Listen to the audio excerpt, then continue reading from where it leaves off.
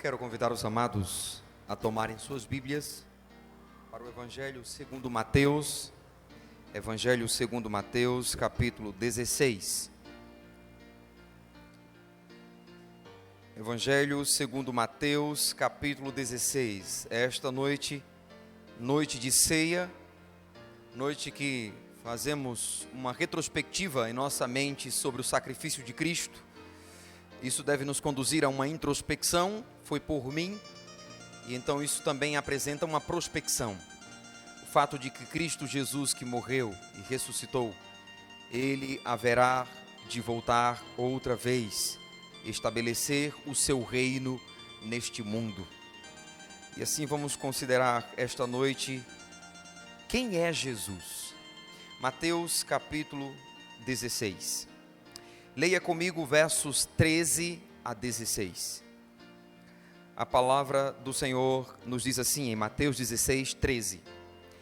Indo Jesus para os lados de Cesareia de Filipe, perguntou a seus discípulos: quem diz o povo ser o Filho do Homem?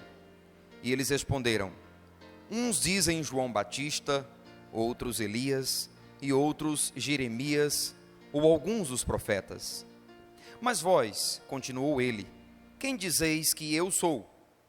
Respondendo Simão Pedro, disse: tu és o Cristo, o Filho do Deus vivo. Que Deus aplique esta porção da sua palavra em nossos corações. Quem é Jesus?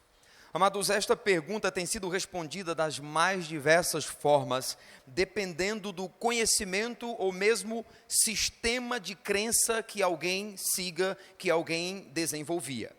Observe pela leitura que já no tempo de Jesus havia certa confusão a despeito sobre quem de fato ele era. Quem é Jesus Cristo?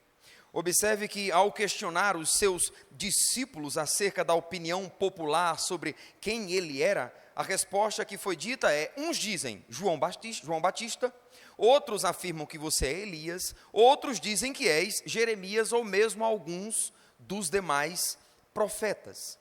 Eu queria destacar que no decorrer da história a resposta a essa pergunta tem variado de forma diversa.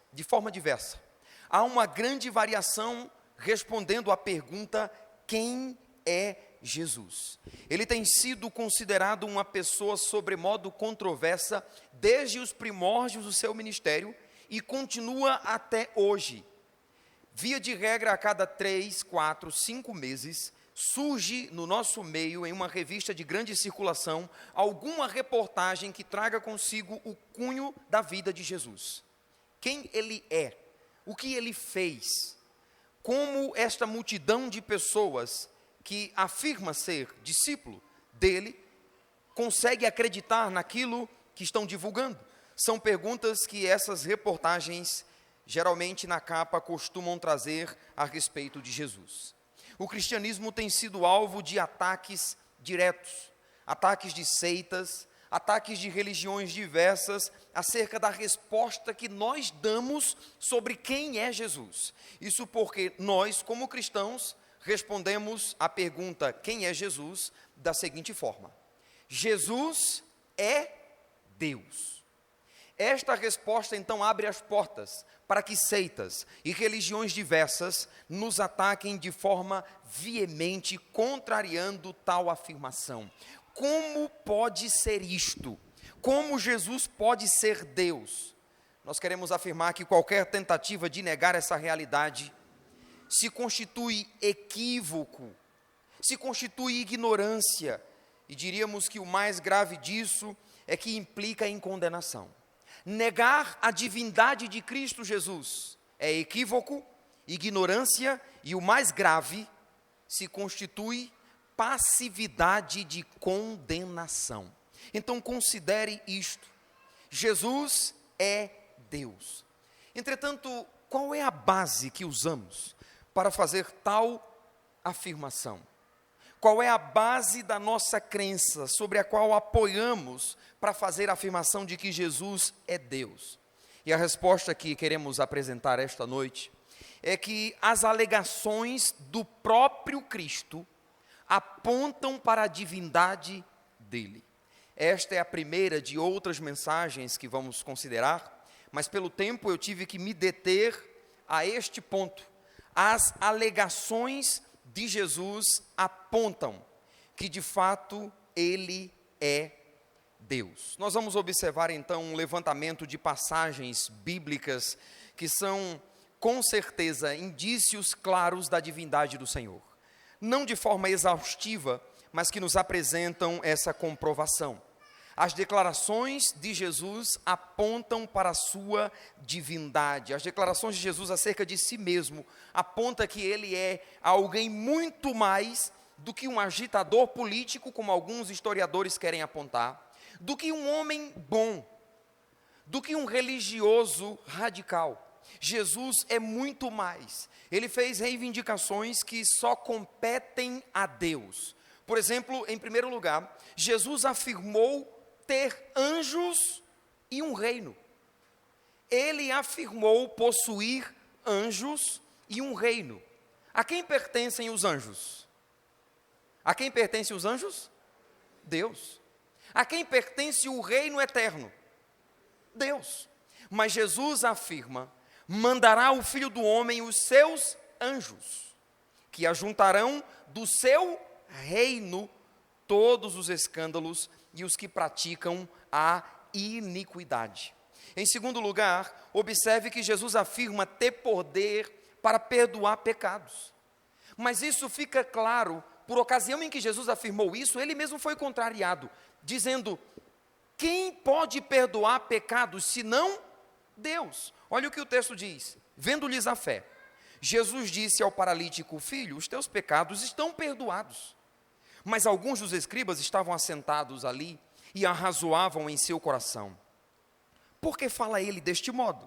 Isso é blasfêmia. Quem pode perdoar pecados senão um que é Deus? Ora, para que saibais que o Filho do Homem tem poder sobre a terra, tem sobre a terra autoridade para perdoar pecados, foi dito a este homem: levante-se e ande. Lembre-se, naquele contexto, Jesus questiona ele: qual é mais fácil dizer? Estão perdoados os teus pecados? Ou levante-se, tome o seu leito e ande? É muito mais fácil dizer: estão perdoados os teus pecados. Agora dizer levante-se e ande não era para qualquer um. Por isso Jesus manda aquele homem levantar, para que eles saibam que o Filho do Homem, Jesus, tem autoridade sobre a terra. Só quem possui anjos é Deus. Quem é detentor do reino? Deus. Jesus tem anjos e é detentor do reino. Só quem pode perdoar pecados é Deus. Jesus perdoou pecados. Logo, ele é Deus. Em terceiro lugar, Jesus afirma que vai julgar as nações. Quem é que tem poder para julgar as nações? Quem é o juiz das nações? Deus. E o texto diz: quando vier o Filho do Homem na sua majestade, e todos os anjos com ele, então se assentará no trono da sua glória, e todas as nações serão reunidas em sua presença. E ele separará uns dos outros, como o pastor separa o cabrito das ovelhas. Jesus julgará as nações. Mas tal atribuição, no Antigo Testamento, é pertinente ao Senhor. Em quarto lugar, Jesus afirma ser Senhor do sábado.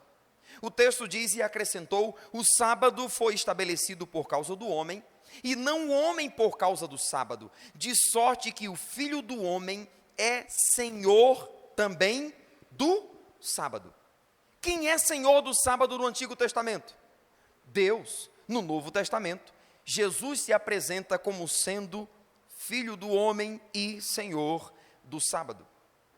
A próxima, Jesus fez uso do título Eu Sou, pertinente somente ao Senhor no Antigo Testamento. Foi assim que Deus se revelou a Moisés, quando ele questiona: eu vou dizer que quem me enviou quando chegar diante de Faraó? Então Deus responde a Moisés dizendo: você vai dizer que eu sou, te enviou.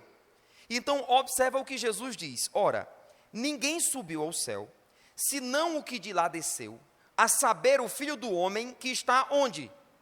No céu. Raciocina comigo. ninguém subiu ao céu, a não ser o que de lá desceu, a saber, o Filho do Homem que está no céu. Ele está proferindo as palavras, e ele mesmo é Filho do Homem, e está dizendo que está no céu. Aí ele diz, respondeu-lhe Jesus, em verdade vos digo, antes que Abraão existisse, o quê? Eu sou. Como Jesus pode ser eu sou antes de Abraão existir, uma vez que Abraão dista muitos e muitos anos antes de Jesus nascer? A resposta clara é que é uma referência à sua divindade. Antes de Abraão existir, Jesus já existia. A próxima, Jesus aceitou ser chamado Senhor e Deus, sem corrigir aqueles que, provavelmente, segundo a visão de alguns, estariam precipitados. Se Jesus não é Deus, se Ele não é Senhor, como Ele pode ter aceitado ser chamado assim, sem corrigir os que se dirigiram a Ele desta forma? Observe a resposta de Tomé. Respondeu-lhe Tomé, Senhor meu e Deus meu. Lembre-se que essa é a ocasião em que ele havia negado Jesus, e Jesus, negado a crença na ressurreição de Jesus. Eu não acreditarei até que eu o veja, que eu toque nos seus ferimentos. E Jesus então diz, eu estou aqui, toca em mim. E ele disse, Senhor meu e Deus meu. E Jesus não corrigiu uma provável precipitação da parte de Tomé. Tomé, eu sou apenas um instrumento, eu sou um servo, eu não sou Deus, eu não sou o Senhor. Ele não corrigiu Tomé. Observemos, amados, que a inferência de todas essas passagens é muito clara. Jesus é Deus. Ele tem poder para dar a vida. O texto diz, assim como o Pai ressuscita e vivifica os mortos, assim também o Filho vivifica aqueles a quem quer. Disse-lhe Jesus, eu sou a ressurreição e a vida, quem crê em mim, ainda que morra, viverá. Ele tem poder para dar a vida, e quem mais, exceto o Senhor, teria poder para dar vida? Assim, a inferência de todas essas passagens está clara para nós. Jesus, de fato, é Deus. Mas alguém poderia contra-argumentar, dizendo que essas alegações que Jesus faz não se constituem provas cabais de que, de fato, ele seja Deus. Bem, nós temos, assim, duas linhas de pensamento, caso Jesus não seja, de fato, Deus, como ele está afirmando. Se é uma precipitação, primeiro vamos supor que seja falsa essa afirmação de que ele é Deus. Se era falsa, nós temos duas e apenas duas alternativas. Ou Jesus sabia que essa afirmação dele era falsa, ou ele não sabia. Vamos analisar isso de forma separada para nós entendermos. O princípio a partir é, as alegações de Jesus ou são verdadeiras, e ele é Deus, ou são falsas. Quais são as implicações advindas disso? Presta atenção no gráfico para você entender. Vamos partir do gráfico de que as alegações de Jesus confirmam que ele é Deus. Se isso é falso, e então ele sabia disso, ele estava divulgando uma mentira. As alegações que atestam Jesus como sendo Deus são falsas, e Jesus sabia disso. Se isso é verdade, observe que Jesus não passa de um farsante, um mentiroso e um hipócrita. É a conclusão que nós chegaríamos. Se tais alegações são falsas e ele sabia, é fruto de um mentiroso, é fruto de um hipócrita, um farsante que enganou muitas pessoas. Mas o próximo ponto diz, ele não sabia.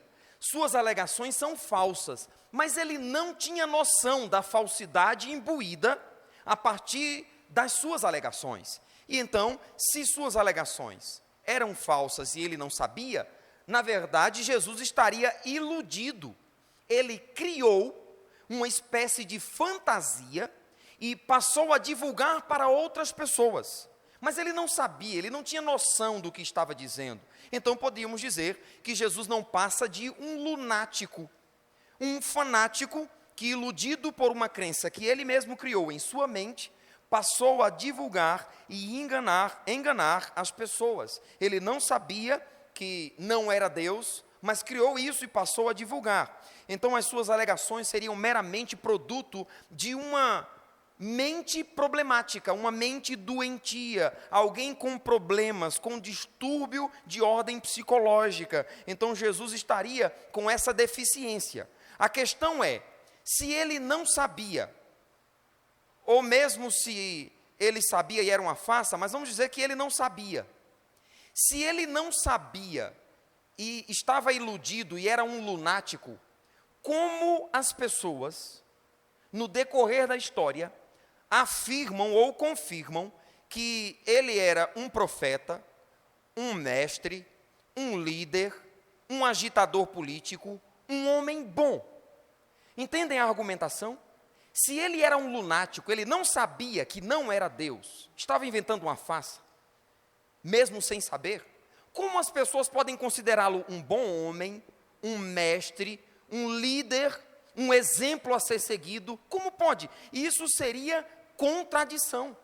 Se Jesus era iludido ou um lunático, ele não pode ser nada destas coisas que estão diante de nós. Agora, se isto não é falso, se as alegações de Jesus não são falsas, se suas alegações são embasadas em verdade, só há uma conclusão: Jesus é Deus. Não tem muito o que arrodearmos. Agora, observem o testemunho de pessoas que não creem que Jesus Cristo seja Deus, a respeito do testemunho dele. Por exemplo, J.S. Mill, que era um opositor, um cético, não crê de forma alguma em Cristo Jesus como Senhor, ele afirmou o seguinte: na vida e ensinos de Jesus, existe uma marca de originalidade pessoal, combinada à profunda intuição, marca que dentre os homens de extraordinária capacidade, caracteriza os mais destacados indivíduos de que a nossa espécie pode se orgulhar.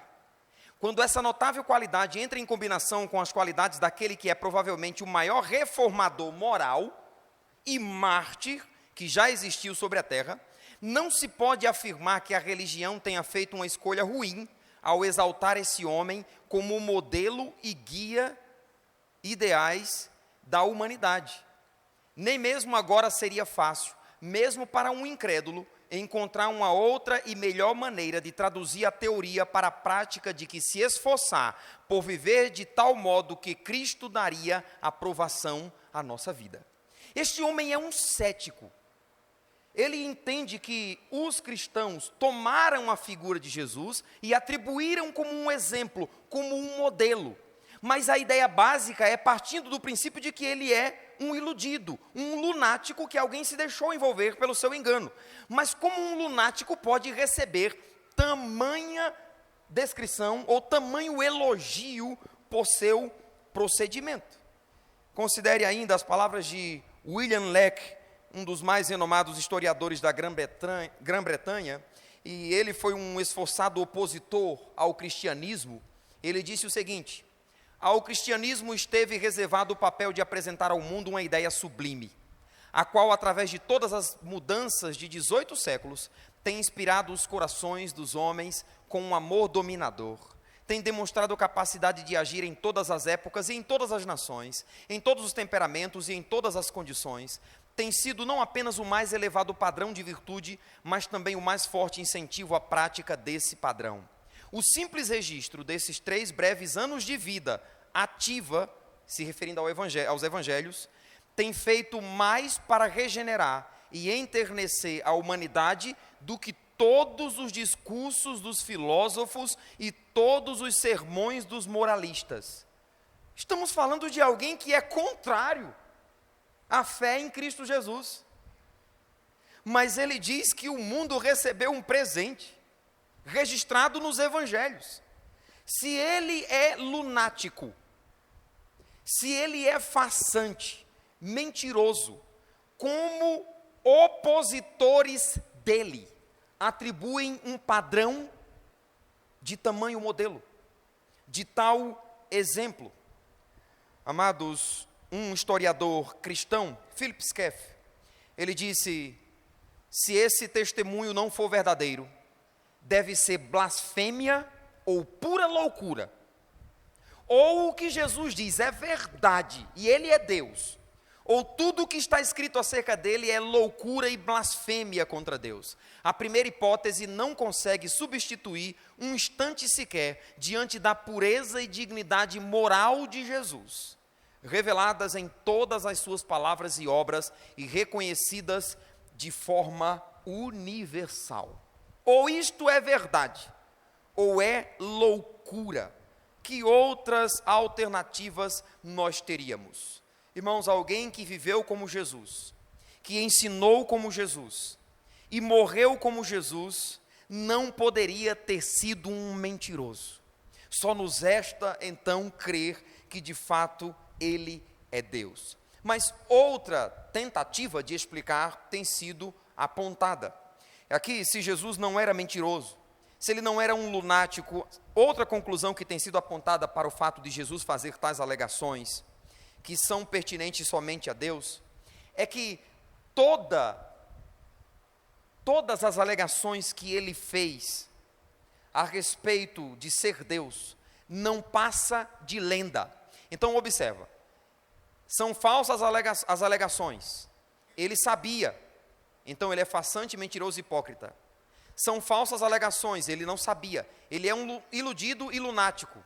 E a outra tentativa de explicar as alegações de Jesus é que não passa de uma lenda. Tudo o que é dito acerca das alegações de Cristo Jesus, na verdade, foi uma história criada em meados do 3º e 4º século, por pessoas que diziam ser seguidoras dele, seriam admiradores históricos, que então imbuíram a vida de Jesus da descrição que se tem nos evangelhos. Os evangelhos não têm nada a ver com a ocasião do passado, do período de Jesus. Os evangelhos foi uma criação posterior, escritos então em meados do 3º e 4º século, para dar fundamento, embasar as alegações de Jesus. Agora, irmãos, essa conclusão contraria totalmente as descobertas que a arqueologia faz, por exemplo. A própria arqueologia, e refiro-me aqui à arqueologia secular, já tem sido comprovado que as 4 narrativas que temos da vida de Jesus, Mateus, Marcos, Lucas e João, apresentam essa biografia de Jesus, elas foram escritas durante a vida dos contemporâneos de Jesus Cristo, e não algo escrito posteriormente, criando então uma ilusão para aqueles que viriam depois. Além do mais, nós acrescentaríamos que uma lenda criada a partir do 3º século, tomar tamanha proporção e alcance de abrangência, como a circulação dos evangelhos tomou, isso seria totalmente improvável e inacreditável. Então a conclusão a que nós chegamos é que as reivindicações de Cristo Jesus, ou suas alegações, não são lendas, não foi algo criado por homens, mas comprovado de forma histórica. Na verdade, a possibilidade de Jesus ter se enganado, eu diria, numa questão de tanta relevância, e fazer alegações tão contundentes como ele fez, tendo ele uma mente, segundo os relatos, tão sadia, tão lúcida, é algo totalmente improvável. Então nós podemos concluir que Jesus, ele não é iludido, ele não é lunático, não é farsante, não é mentiroso, não é hipócrita, o que nos leva a crer que suas alegações são de fato verdade, e uma vez que suas alegações sejam verdade, ele é Senhor e é digno de ser servido, digno de ser adorado. Se Jesus falou a verdade, a conclusão é simples: ele é Deus. E se ele é Deus, ele é digno de ser adorado e de ser servido. Irmãos, ou ele é mentiroso, um lunático, e o que foi escrito acerca dele em essência é mentira, ou de fato ele é Senhor, e se ele é Senhor, você não pode simplesmente afirmar que ele foi um bom homem, foi um exemplo de caráter moral, foi um agitador político, foi um religioso radical, porque ele vai muito além disso. Em João capítulo 20, verso 31, se referindo aos muitos milagres que Jesus havia feito, ele disse, na verdade, Jesus fez muitos milagres que não estão registrados aqui. Se fosse registrar, não caberia nos livros do mundo inteiro. Estes, porém, foram escritos para quê? Para que creiais que Jesus é o Cristo, o Filho de Deus, e para que crendo tenhas vida em seu nome. O apóstolo Paulo escreve à igreja em Filipe, dizendo, pelo que também Deus o exaltou sobremaneira, ele deu o nome que está acima de todo nome, para que ao nome de Jesus se dobre todo joelho nos céus, na terra e debaixo da terra, e toda língua confesse o quê? Que Jesus Cristo é o Senhor, para a glória de Deus Pai. O Senhor o exaltou, Ele é Senhor, todo joelho se dobrará, e toda língua confessará que de fato Ele é Senhor. Acrescentaríamos que Jesus possui credenciais que ratificam a sua divindade. Por exemplo, o seu caráter coincidia com as suas afirmações. Ele não era alguém cujo discurso contrariava a sua prática de vida. Não era alguém contradizente. Seu caráter coincidia com as suas afirmações e o seu caráter era tão singular como é o caráter de Deus. A sua vida possuía tamanha autoridade que ele desafiou os seus inimigos a apontarem nele alguma falha. E a resposta que ele obteve foi silêncio. Observe em João capítulo 8, verso 46. Diante de Pilatos, o texto diz, não vejo neste homem crime algum. Ele era inocente. Em 1 Pedro 2, verso 22, diz que ele não cometeu pecado, nem dolo algum se achou em sua boca. Em 1 Coríntios 5, 21, afirma a mesma coisa. Ele não cometeu pecado, ele não conheceu pecado. Em 1 João capítulo 3, verso 5, João afirma, nele não há pecado. Pessoas de fora do círculo de seus seguidores deram testemunho de sua impecabilidade. Por exemplo, um dos homens crucificados ao seu lado disse, nós merecemos esta pena, é justa a nós. Mas este homem que mal fez, ele não cometeu crime algum, nenhum mal ele fez. Amados, em Jesus tem-se uma personalidade perfeita que qualquer homem em sua natureza comum expressaria somente se fosse Deus. Se Deus se tornou homem e ele entrou no mundo, era coerente que ele fosse perfeito. Então, como Jesus de fato aponta, ele era perfeito, não havia nenhum pecado. Ainda dentro das suas credenciais, observe que as manifestações sobrenaturais por ele realizadas ratificam a sua divindade ou a reivindicação que ele faz como sendo Deus de forma inferencial. Quem na terra possui poder para controlar a natureza? Lembram do espanto dos discípulos? Quem é este homem que até o vento e o mar lhe obedecem? Ele não é desta esfera, porque isto não é natural.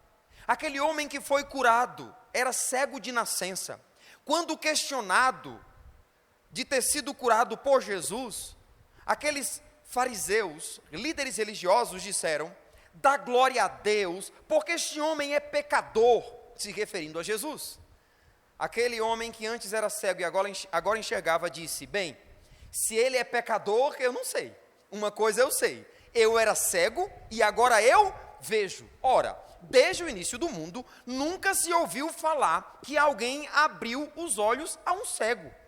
Ele abriu os meus. Se ele é pecador, eu não sei. Julgue vocês mesmos. Vocês estão entendendo o raciocínio daquele homem? Somente Deus pode abrir os olhos a um cego.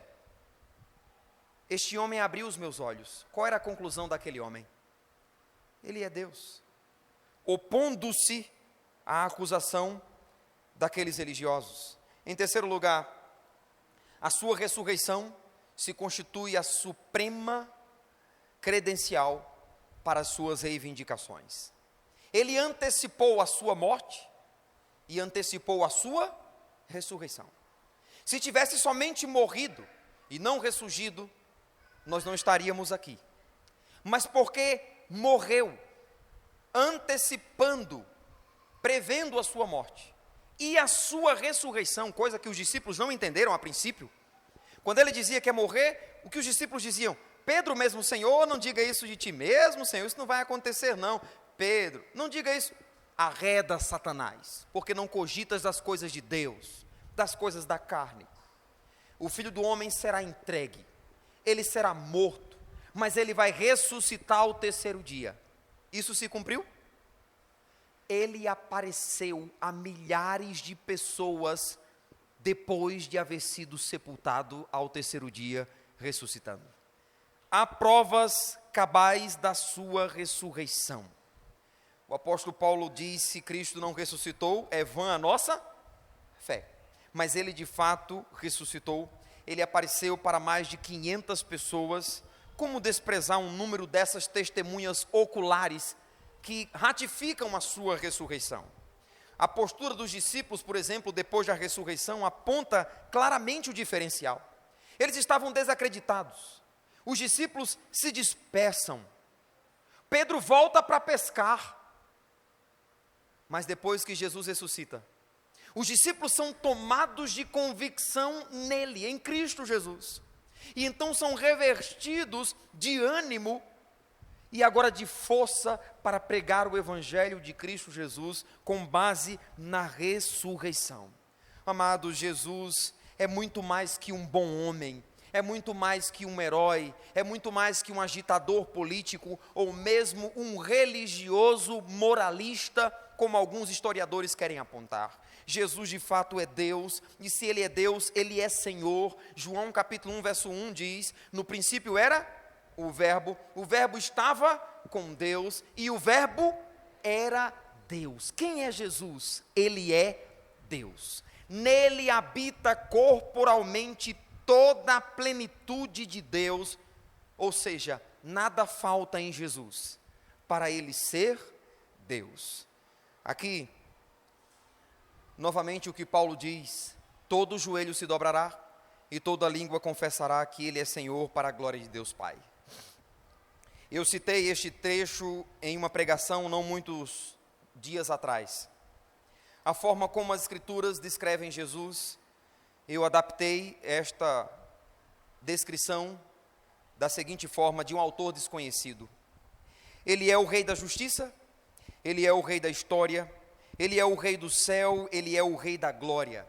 Jesus é o Rei dos reis, Ele é Rei soberano, Ele é Senhor dos senhores, Ele é fiel, Ele é justo, Ele é desde o princípio, Ele é continuamente forte, Ele é inteiramente sincero, Ele é eternamente constante, Ele é imutável e gracioso, Ele é imperialmente poderoso, imparcialmente misericordioso, maravilhosamente amoroso. Ele é o Cristo, Ele é o unigênito Filho de Deus, Ele é o Redentor, Ele é o Salvador, Ele é a peça central da civilização, Ele é incomparável, Ele é único, Ele é a ideia mais elevada em literatura, Ele é a mais alta personalidade em filosofia, Ele é a fundamental doutrina da verdadeira teologia, Ele é o único qualificado para ser um Salvador totalmente suficiente. Ele supre força ao fraco, Ele socorre ao tentado, Ele estende a mão ao atribulado, Ele se compadece,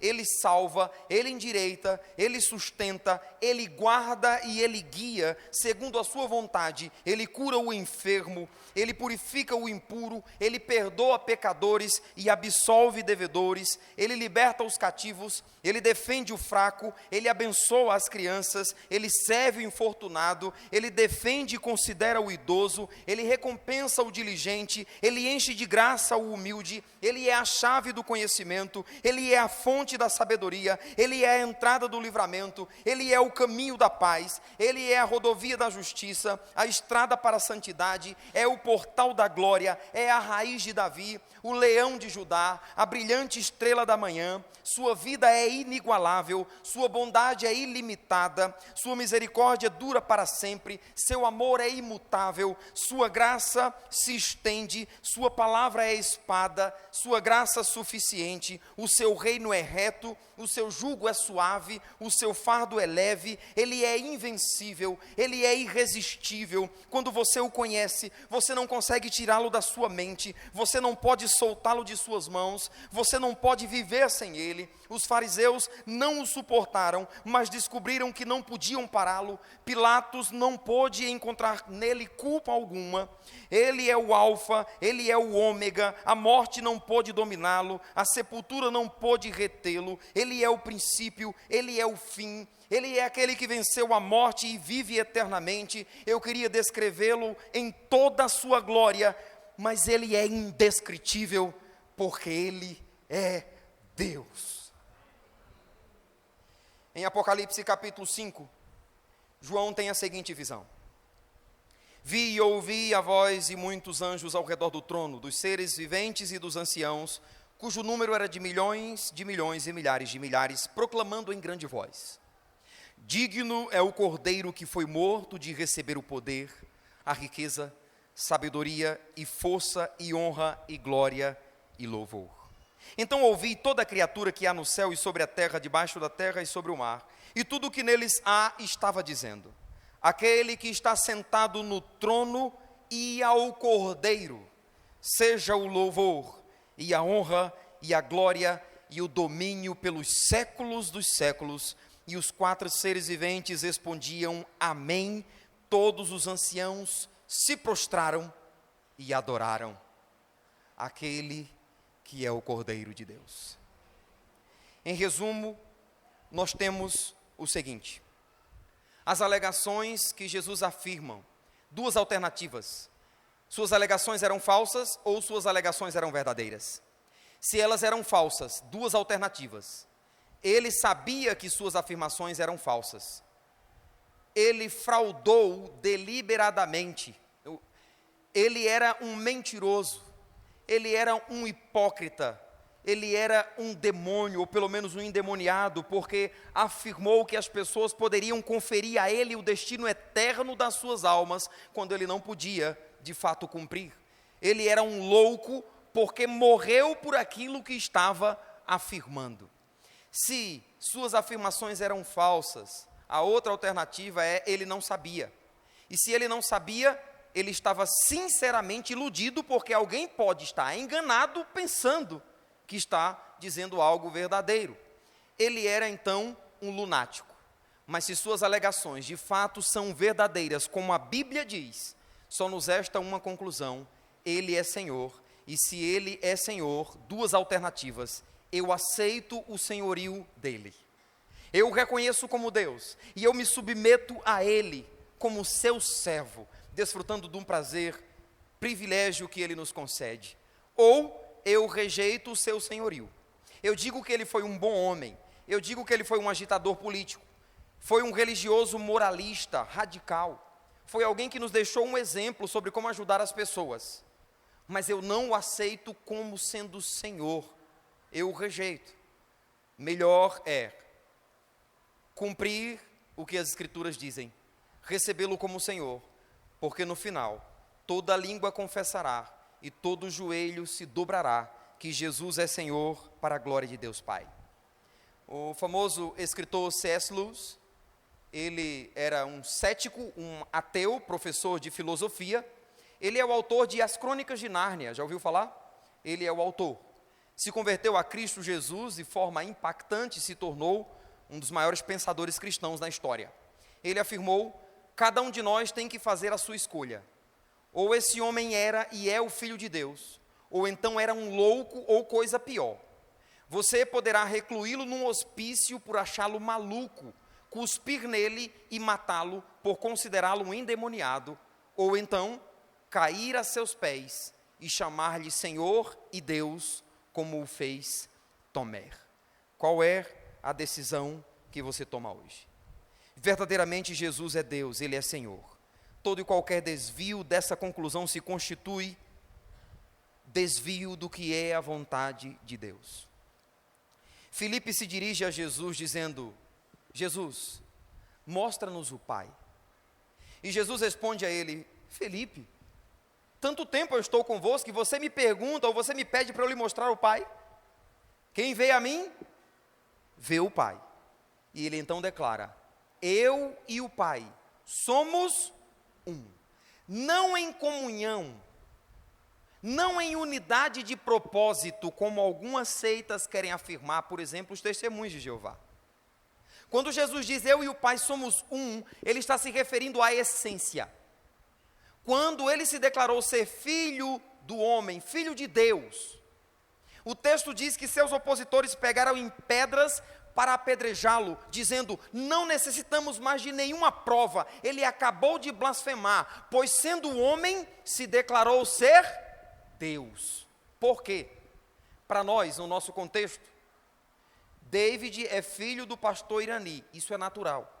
Mas para um judeu, dizer fulano de tal é filho de Deus, está dizendo é da mesma essência de Deus. Então um judeu, para ouvir isso, no contexto de Cristo, sentiram-se feridos, ouviram blasfêmia, porque Jesus estava dizendo que era da mesma essência de Deus. Ele é Deus. E se Jesus não for Deus, não há salvação para nós. Porque um homem pecou, adquiriu uma dívida eterna, porque pecou contra um ser eterno. O preço a ser pago tem que ser de valor eterno. Mas o homem é finito, não pode pagar o preço de valor eterno. Somente Deus pode pagar o preço de valor eterno. Por isso Deus se faz homem, Cristo Jesus. E então nós temos uma união que em teologia se chama hipostática, uma união inseparável, para corresponder com o que era necessário. Um homem pecou, um homem tem que pagar, mas o valor é de preço inestimável para o homem, somente Deus pode pagar. Jesus é homem e Jesus é Deus, por isso levou sobre si os nossos pecados e é poderoso para salvar você da condenação eterna. Amém? Obrigado, Senhor, por enviar o seu Filho ao mundo para morrer pelos nossos pecados. Essa noite de ceia, com prazer, nós consideramos quem é Jesus. O Senhor é o Rei da glória, o Cordeiro de Deus que foi morto, mas vive eternamente. O Senhor é o único suficiente para salvar.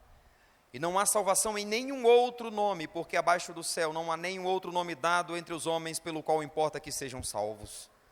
Somente há salvação em Cristo Jesus. E até que o pecador reconheça isso, permanecerá em um estado de passividade de condenação.